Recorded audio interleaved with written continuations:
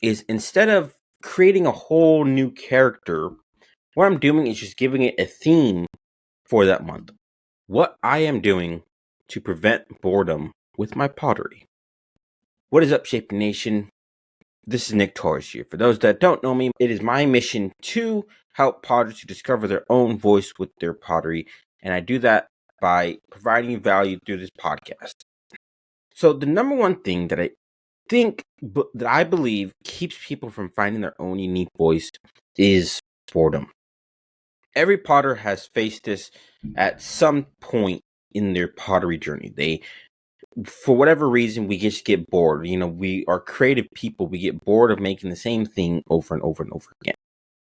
And this has happened to everybody, including me. I'll give you a very quick story. So very recently, over the last 9-10 months or so, I've been creating these characters where I sculpt them and I create my own character, basically.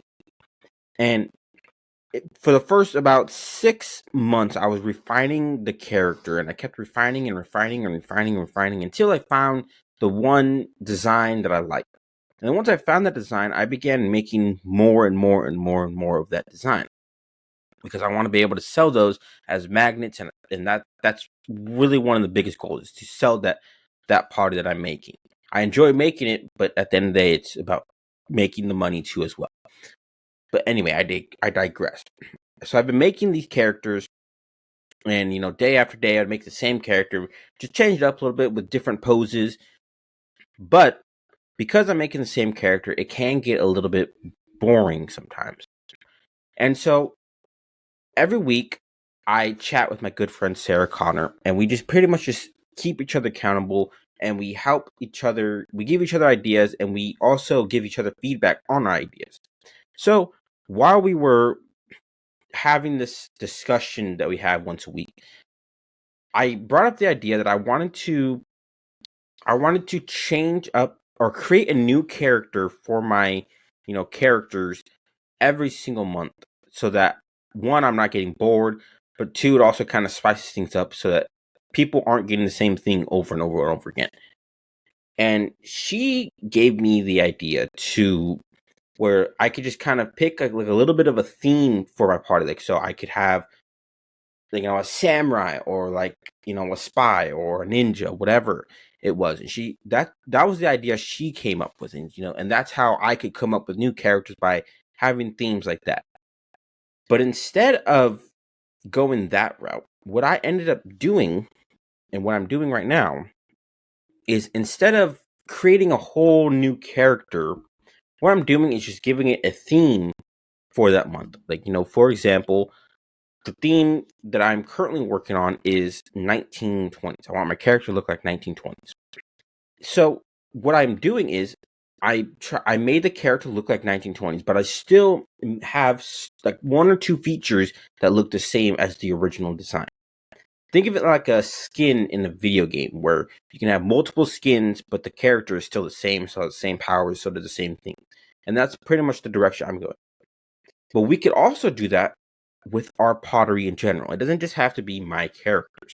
You could also do this for your pottery. Let's say, for example, you are making flower illustrations on your pottery. Maybe you typically make daisies. You stick to the same few flowers each time. Something that you could do to spice it up your pottery is choosing one or two flowers that you're going to focus on for that month. And then now you have a variety of different things that you can do, instead of just doing the same thing over and over and over again. But at the same time, you are also sticking true to your vision, right? You don't have to go out and try to come up with a completely new, different thing because you're bored. No, what you're doing is you're simply changing up one or two things, but keeping it almost looking the same. And this is going to help your boredom so much, because with boredom, it typically happens because you are doing the same things over and over and over again. It's very predictable. You know what's going to happen. So this will help you cure that boredom. And it also works if your pottery is a little bit more simple. Let's say if you just focus more on glazing, you want your glazes to look really good, you can do the same thing as well. So maybe let's say you have the same few glazes or glaze combinations that you use for your pottery. What you can do instead is one, you can either come up with new glazes and try that out for the month, or you can add other things into to your pottery to make the glaze look even better. Like, let's say, for example, you choose the theme slip. Slip is your theme that you're going to add to your glazes, and that entire month you are just going to focus on doing different techniques with slip.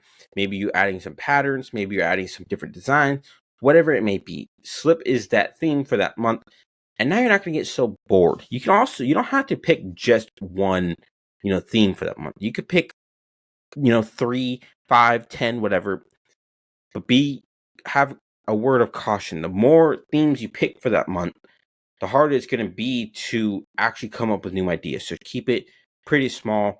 I would say maximum of 3. Don't go above that for themes of that month. But anybody can do this with their pottery. And it's so important to also change up our pottery as well. Not only does it help us grow as our potters, but also prevents that boredom, and other people as well, especially if you're selling your pottery, they will start seeing different things, but it still kind of looks the same. So it looks like your pottery. And this is a super simple way that you can start changing up your pottery. If you're having a little bit of trouble right now thinking of themes, new themes for your pottery, try this thing out. So we're going to grab a pen and paper, and at the top of the paper, we're going to write, what do I make? And you're going to describe in a very brief sentence, what do you make? For example, I make sculptured characters. That is the things that I make. And so now you're going to list out 12 different themes. Why 12? Because, well, there's 12 months in the year. And so you're going to list out 12 different themes. For example, one of my themes is 1920s. Another theme that I want to do is an origin suit. Another theme that I want to do is a Viking or a gladiator, and then you write out all these different themes for your pottery. And now each month you have something new to try. Go give it a try. I hope you guys enjoy this episode, and I'll see you guys in the next one.